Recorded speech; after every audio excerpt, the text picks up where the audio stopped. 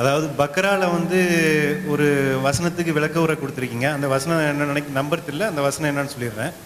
ஆதம் நபியையும் ஹவா அலை இஸ்லாத்தையும் படைச்சி சொர்க்கத்தில் எல்லாம் இறக்கிட்டாங்க. இறக்குன பிறகு அங்கே வந்து ஒரு மரத்தை நெருங்காத அப்படின்ட்டு கட்டளை போடுறாங்க. அப்படிங்கிறப்ப வந்து நீங்கள் அதுக்கு 13வது உங்கள் விளக்க உரையில் 13வது விளக்க உரையாக சொல்கிறீங்க. இந்த இதுக்கு வந்து நிறைய பேர் தப்சீர் விளக்க உரை கொடுத்துருக்காங்க. அதெல்லாம் வந்து ரொம்ப மாற்றமாக இருக்குது, குர்ஆனுக்கு ஹதீஸுக்கு மாற்றமாக இருக்குது அப்படின்ட்டு ஒரு கருத்தை பதிவு பண்ணுறீங்க. என்ன நினைக்காது, இங்கே வந்து எந்த மரம் அப்படின்ட்டு நம்ம ஆராய்ச்சி பண்ணுறது அல்ல, இந்த வசனத்தின் மூலம் நம்ம பெறக்கூடிய படிப்பினை அதெல்லாம் வேண்டது அல்ல. ஒரு சம்பவத்தை சொல்கிறோம், அதை நெருங்காத அப்படிங்கிறப்ப இங்கே நம்ம இதுதான் பெறக்கூடிய படிப்பினைன்னு சொல்கிறீங்க. இதே சம்பவத்தில் தாவூத் அலை இஸ்லாம் மேட்டர்லேயும் இதே மாதிரி ஒரு தவறுன்னு வருது. ஆனால் அல்லாஹ் என்ன தவறுன்னு அதில் விவரித்து சொல்ல இல்லை. அப்படிங்கிறப்போ உங்கள் இந்த 13வது இதில் ஒரு அளவுகோலும், இந்த தாவூத் அலை இஸ்லாமுடைய மேட்டரில் வந்து நீங்கள் கற்பனை பண்ண குர்ஆன், அதாவது நம்ம வந்து குர்ஆனு ஹதீஸ் தான் அடிப்படைன்னு சொல்கிறோம். அப்படிங்கிறப்போ நீங்கள் வந்து அந்த ஏதாச்சும் அதுக்கு நீங்கள் சொல்ல ஆதாரத்துக்கு ஒரு ஹதீஸ் வைக்கணும், அல்ல நினைக்க ஒரு குர்ஆன் வசனத்தை வைக்கணும். ரெண்டுமே இல்லை. நீங்கள் அதை எப்படி சொல்கிறீங்க? அவர் என்ன கேட்குறாருன்னா, இந்த மரத்தை நெருங்காதீர்கள், ஒலா தக்ரபா ஹாதிஹி ஷஜரான்னு குர்ஆனில் ஒரு வசனம் இருக்குது. அதுக்கு நம்ம விளக்கம் எழுதும்போது என்ன எழுதணும்னு கேட்டால், மரம் எதுன்னு அல்லாஹ் சொல்லலை. அந்த மரம் இந்த மரம்னு ஆளுக்கு என்னத்தை எழுதி வச்சுருக்கிறாங்க. மரத்தை நெருங்காதீங்கன்னா அல்லாஹ் சொன்னால் அந்த மரம் எதுன்னு நம்மளும் சொல்லிக்கிடுவோம். அல்லாஹ்வுடைய ரசூல் சொன்னாங்கன்னா அந்த மரத்தை நம்மளும் என்ன செய்வோம், மக்களுக்கு சொல்லுவோம். அல்லாவும் மரத்தை பற்றி பேர் சொல்லலை, ரசூலும் மரத்தை பற்றி பேர் சொல்லலை. அப்போ நம்ம என்ன செய்யணும், ஏதோ ஒரு மரத்தையும் தடுத்துருக்குறான், அவ்வளோ நிறுத்திக்கணுமே தவிர எந்த மரம்னு போய் ஆராய்ச்சி பண்ணுறதுல என்ன இல்லை, அது செய்யக்கூடாது, தேவையற்ற வேலை அப்படின்னு நம்ம சொல்லியிருக்கிறோம். அப்போ அதில் அது இதுவே போதுமானது. எது, இறைவன் ஒரு மரத்தை நெருங்க வேணாம் என்று சொன்னான், ஆதம் அலைஹிஸ்ஸலாம் அதை மீறினார்கள், அவ்வளோ போதும் நமக்கு. இதான் மெசேஜ். அது மரம் என்னவா நமக்கு என்ன மரமாக இருந்தாலும் ஏதாவது சட்டம் கூடுதலாக கிடைக்க போகுதா? அதில் ஒன்றும் கிடைக்க போகிறதில்ல. ஒரு மரம் தடுக்கப்பட்டுச்சு, அவர் மீறி விட்டார், மேட்ரு ஓவர் அப்படின்னு எழுதியிருக்கிறோம். அதே மாதிரி அவர் என்ன கேட்குறாருன்னா, இப்படி எழுதியிருக்கிறீங்கல்ல, சொன்னதோடு நிறுத்திக்கிறோம்னு எழுதுறீங்க. அப்படி எழுதுன நீங்கள் என்ன செய்கிறீங்க, தாவூத் அலைஹிஸ்ஸலாத்தை பற்றி சொல்லும் பொழுது மட்டும் நீங்களா ஊகம் பண்ணி அதுக்கு ஒரு இந்த மாதிரி தான் இருக்கும், அந்த மாதிரி தான் இருக்கும்னு சொல்கிறீங்க. அல்லாஹ் சொன்னதோடு நிப்பாட்டிக்கிற வேண்டியதானே. அதுலேயும் நீங்கள் என்ன செய்ய வேண்டியதில்லை, ஊகத்துக்கு இடம் கொடுக்க வேண்டியதில்லையே அப்படின்ட்டு முதல் கேள்வியாக அவர் கேட்குறாரு.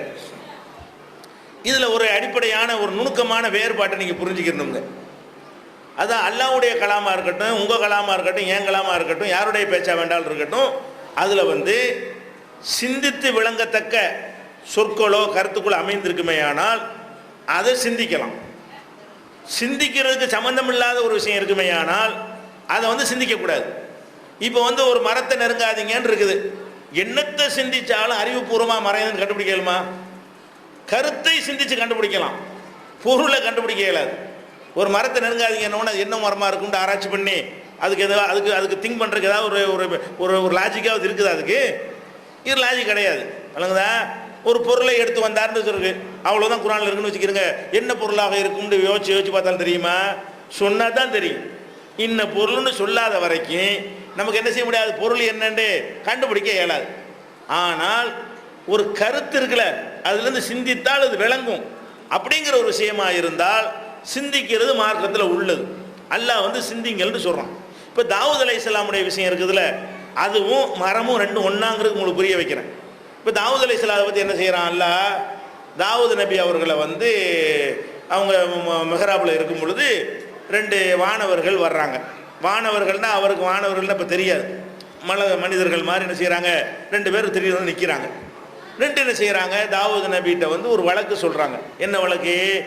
இவர் என்னுடைய இன்னஹாதாகி, இவர் என்னுடைய ஒருத்தர் வந்து கேஸ் கொடுக்குறாரு. என்ன கொடுக்குறாரு? இவர் என்னுடைய சகோதரர், இவருக்கு வந்து 99 ஆடு வச்சிருக்கிறார், எனக்கு வந்து ஒலி நாஜத்துன் வாஹிதா, எனக்கு ஒரு ஆடு தான் இருக்கிறது.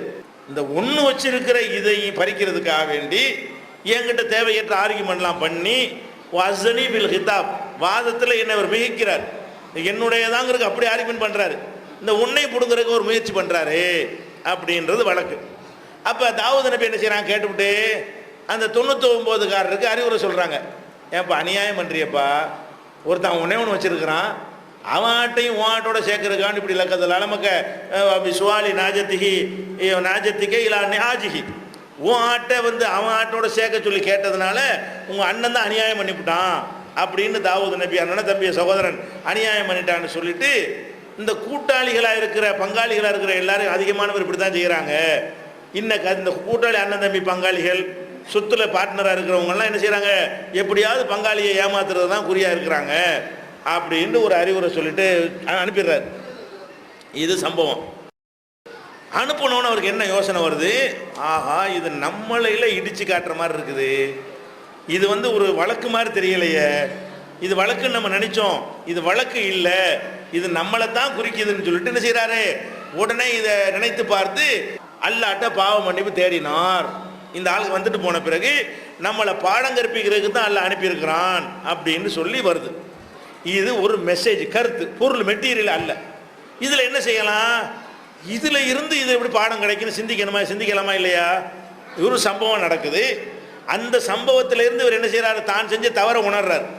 இந்த சம்பவம் ஆட்டு சம்பவத்தை கேட்ட உடனே இது நம்ம மிஸ்டேக்கையில் எல்லாம் சொல்லி காட்டுறான்னு விளங்கி அதுக்கு பாவ மன்னிப்பு கேட்டார்னு குரானில் இருக்கிறது. அப்போ நம்ம என்ன செய்யணும், ஆட்டுக்கும் இதுக்கு என்ன சம்பந்தம், இதிலேருந்து என்ன வழங்கியிருப்பார்னு சிந்திக்கிறது வந்து இதில் லாஜிக்கில் அடங்கும். எப்படி அடங்குது, அப்போ இவர் வந்து 99 ஆடுங்கிறது அதிகமான பொருள், ஒரு ஆடுங்கிறது குறைவான பொருள். அதிகமான பொருளை வச்சிருக்கக்கூடிய ஒரு ஆள் குறைவான பொருள் உடையவர்கிட்ட எடுத்திருக்கிறது அந்த கதையுடைய கரு அதானே. இப்போ நம்ம என்ன நினைக்கிறோம், தாவூது நபி இதிலேருந்து ஒரு பாடம் படிக்கிறதா இருந்தால் இது மாதிரி என்னமோ ஒன்று தான் செஞ்சுருக்கணும், வேறு மாதிரி சம்பவமாக இருக்க முடியாது. உங்களைய கைப்பிடிச்சி இழுத்தது அது மாதிரியா இருக்கு, திருட்டு மாதிரி வேறு மாதிரி இருக்குமா, கொலை மாதிரி இருக்குமா, இதிலேருந்து அவர் திருந்துவதாக இருந்தால் இது மாதிரியான ஒரு செய்தியாக தான் இருக்க முடியும். அது என்ன செய்தியாக இருக்க முடியும், எதுக்கு அதை கூட எழுதுறோம் தெரியுமா, தப்சீர்களில் எழுதி வச்சிருக்கிறாங்க. தாவூது நபிக்கு 99 பொண்டாட்டி இருந்தாங்க, அவங்க பக்கத்து வீட்டில் உரியாண்டு ஒருத்தன் இருந்தான், அவனுடைய பொண்டாட்டி மாளிகையில் ஏறி நின்று பார்த்தாரு, அவன் பொண்டாட்டி குளிக்கிற காட்சியை பார்த்து விட்டாரு. பார்த்தவொன்னே தாவூது நபிக்கு என்ன வந்துருச்சு, அந்த பொம்பளை எப்படியா அடையணும்னு திட்டம் போட்டாரு. உடனே என்ன பண்ணுறாருன்னு கேட்டால், இப்போ ஒரு போருக்கு வர டிக்ளேர் பண்ணியிருந்தாங்க, போர் தளபதியை கூப்பிட்டு நீ இந்த உரியா இருக்கிறான்ல அவனை போரில் கொண்டு போய் அவனை சாவுற மாதிரி இடத்துல கனியில் தள்ளி விட்டு போரில் கொல்லப்பட்டு அவனை சாவுற மாதிரி உண்டாக்கிரு, அவன் பொண்டாட்டி நான் கல்யாணம் பண்ணிக்கிறேன் அப்படின்னு அனுப்பி விட்டு அவனை கொலை பண்ண வச்சு அந்த பொம்பளையை அவர் கல்யாணம் பண்ணி கொண்டாரு. அதான் 99 ஆடுனா 99 பொண்டாட்டி, ஒரு ஆடுனா ஒரு பொண்டாட்டி, 99 பொண்டாட்டிக்காரரு, ஒரு பொண்டாட்டிக்காரனுடைய பொண்டாட்டி இந்த மாதிரி அபகரிச்சார்னு சொல்லி மதரசாக்களில் ஓதி கொடுக்கக்கூடிய பாராட்டக்கூடிய தப்சீர்களில் எழுதி வச்சிருக்கிறாங்க. அவங்களும் 99 அப்படி சிந்திக்கிறாங்க. நம்ம என்ன பண்ணுறோம், இதை வந்து அசிங்கமாவெல்லாம் சிந்தித்திருக்கிறார்கள், ஒரு நபியுடைய தகுதி இல்லாத விஷயங்கள்லாம் சிந்தித்திருக்கிறார்கள். இப்படி சிந்திக்கலாம். இப்படி சிந்திப்பதை விட எப்படி சிந்திக்கலாம், தாவூது நபி சாதாரண ஒரு மனிதராக நீங்கள் பார்க்கக்கூடாது, அவர் ஒரு நபியாகவும் நீங்கள் மட்டும் பார்த்துடக்கூடாது, அவர் ஒரு ராஜா. அவர் யார், ஒரு சக்கரவர்த்தி மன்னராக இருந்தார். தாவூது நபி, சுலைமான் நபி எல்லாம் மன்னர்களாக இருந்தாங்க. பொதுவாக மன்னர்களாக இருக்கக்கூடியவங்க என்ன செய்வாங்கன்னு கேட்டால், ஒரு அரசாங்கத்தினுடைய தேவைக்காக வேண்டி மக்களுடைய பொருள்களை எடுத்து ரோடு போடணும், சாலை போடணும்னு என்ன செய்வாங்க, அரசாங்கத்துடைய பயன்பாட்டுக்காக எடுப்பாங்க. அது அனைவருக்கும் உள்ளது தான். அரசாங்கத்துக்கு ரோடு போடுறதுக்கு நம்ம இடத்த எடுத்துக்கிட்டான்னு சொன்னால் அது வந்து நம்ம கொடுத்தான் தீரணும், அரசாங்கத்தில் எடுத்துக்கிறது தான் செய்வாங்க. அப்போ ஒரு மோசடி, தாவூது நபி மோசடி செஞ்சாருனாலும் அது பொருந்தாது, அது நபியுடைய தகுதிக்கு. பொம்பளையே சுட்டுக்கிட்டாருன்னு சொன்னாலும் அதுவும் அவருடைய தகுதிக்கு பொருந்தாது. அடுத்தவன் சொத்தை தன்னுடைய சொத்தை ஆக்கிக்கிட்டாரு, அதான் அதைத்தான் இது சொல்லுது என்றாலும் அவருடைய கௌரவத்தை பாதிக்கும். அப்போ தாவூது நபியுடைய அந்த அந்தஸ்துக்கு பாதிக்காமல் எப்போ வழங்கலாம்லப்பா, பாதிக்காமல் எப்படி வழங்கலாம், அவர் ஜனாதிபதி சக்கரவர்த்திங்கிற முறையில் அரசாங்கத்துக்காக ஒரு அதிகமான நிலம் இருக்கும் பொழுது ஒரு அரசாங்க தேவைக்காக பக்கத்தில் உள்ள ஒரு ஆளுடைய நிலத்தை எடுத்தது போன்ற இதைத்தான் எடுத்தாரு சொல்ல முடியாது. அரசாங்கத்துக்கு சேர்த்திருப்பார், ஆகா இதையும் அல்லாஹ் சுட்டி காட்டுறான், இதல்ல இது மாதிரியான விஷயமா இருக்குமே தவிர அது மாதிரியானது இருக்காது. எது மாதிரி இருக்காது, அடுத்தவன் பொண்டாட்டி எடுத்துக்கிட்டாருங்கிற மாதிரி இந்த மேட்டர் இருக்க முடியாதுன்னு சொல்லி நம்ம அந்த சம்பவத்தில் இருந்து சொல்லப்படுறதான் சிந்திக்கிறோம். அதை சிந்தித்து விளங்குதலுக்கு வாய்ப்பு இருந்தால் அதை சிந்திக்கிறது தப்பு கிடையாது. புகை வர்றதை வச்சு நெருப்பு வழங்குறோம்ல, புகை வர்றதை வச்சு நெருப்பு வழங்குற ஒரு புகை பயங்கரமாக புகை பிடிக்குது, நம்ம என்ன செய்வோம், அந்த இடத்துல புகை வருது, அந்த ஊரில் தீப்பிடிச்சி எரியுது அப்படின்னு நம்ம என்ன செய்கிறோம், வழங்குறோமா இல்லையா? ஆம்புலன்ஸ் சத்தத்தை வச்சு என்ன செய்கிறோம், யாரோ பாடி ஆகிட்டான் இல்லை நோயா அப்படின்னு வழங்குறோமா இல்லையா? அந்த மாதிரி ஒன்றிலிருந்து ஒன்றை விளங்குவதற்கு கிரவுண்டு இருந்தால் அதையும் சிந்திக்கிறேன்னு அல்லாஹ் வந்து சிந்திக்கன்னு சொல்றானா இல்லையா? அல்லாஹ் வந்து அஃபலா யத்ததப்பருனல் குர்ஆன், குர்ஆனை இவர்கள் சிந்திக்க மாட்டார்களா அப்படின்னு அல்லாஹ் குர்ஆன்ல கேட்குறான். அப்போ குர்ஆனை வாட்சி அர்த்தம், நேரடி அர்த்தம் ஒன்று, அதிலிருந்து நம்ம சிந்தித்து விளங்குற கருத்து ஒன்று. ஆனால் அது எப்படி இருக்கணும்? அந்த கருத்து சிந்தனையில் அடங்குறதா இருக்கணும். உதாரணத்துக்கு சொல்வதா இருந்தால் சீன்னு சொல்லாதீங்கன்னு ஒரு ஆயத்தில் எல்லாரும் தெரிஞ்ச விஷயம் இது. எல்லா ஆலிம் சாக்களும் பயான்களில் சொல்லுவாங்க. குர்ஆனில் எப்படி இருக்குது? வலா தகுல்லஹுமா உஃபின், சீன்னு சொல்லாதீங்க. யாரை சொல்லாதீங்க? பெற்றோர்களை சீன்னு சொல்லாதீங்கன்னு இருக்கு. இதை வைத்துக்கொண்டு நம்ம என்ன விளங்கலாம்? பெற்றோர்களை அடிக்கலாமான்னு ஒருத்தன் கேட்குறான். அடிக்கக்கூடாதுமோ, என்ன ஆதாரம்? இதே ஆதாரமாக காட்டுறான். சின்னது செய்யக்கூடாதுன்னா பெரியது செய்யலாமா அப்படின்னு நம்ம ஆதாரம் காட்டுவோம். அப்போ இந்த வசனத்தை வந்து எதுக்கு ஆதாரமாக காட்டுறோம்? அடிக்காதீங்கிறதுக்கு ஆதாரமாக காட்டுறோம். சீண்டு சொல்லாதீங்க என்ற வசனத்திலிருந்து அடிக்காதீங்க, பெற்றோர் அடிக்காதீங்கன்னு வழங்குறோம். அதில் இல்லை. ஆனால் அந்த கருத்தை அதில் எடுக்க முடியுமா முடியாதா? மூளை ஒத்துக்கிறதா இல்லையா?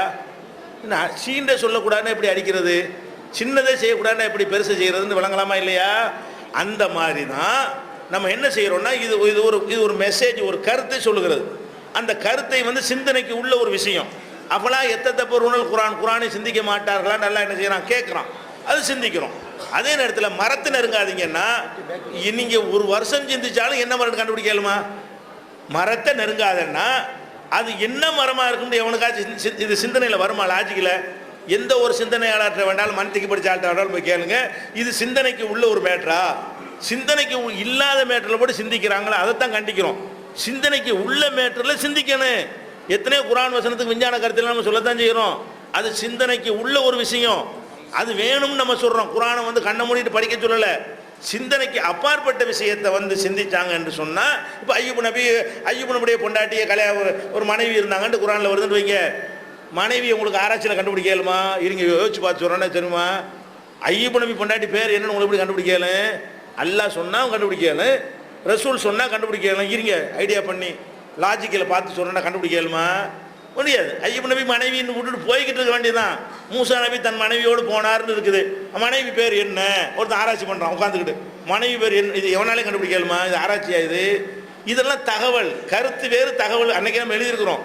கருத்து என்பது வேறு, தகவல் என்பது வேறு. தகவலில் ஆராய்ச்சியை பண்ணவே முடியாது. கருத்தில் தான் ஆராய்ச்சி பண்ணலாம்.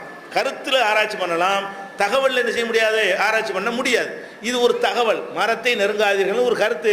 மொத்த வார்த்தை தான் ஒரு கருத்து தருமே தவிர மரம் என்னங்கிற என்னது? அது ஒரு மெசேஜ். எவ்வளோ சொன்னாங்க அவ்வளோதான் தெரியும். மரம்னா மரம்னு தெரியும், மொட்டை மரம்னு தெரியும், பச்சை மரம்னா பச்சை மரம்னு தெரியும், ஒன்றும் சொல்லாட்டி வெறும் மரம்னு தெரியும். அவ்வளவுதான். அதுதான் சிந்திக்கக்கூடாதுங்கிறோம்.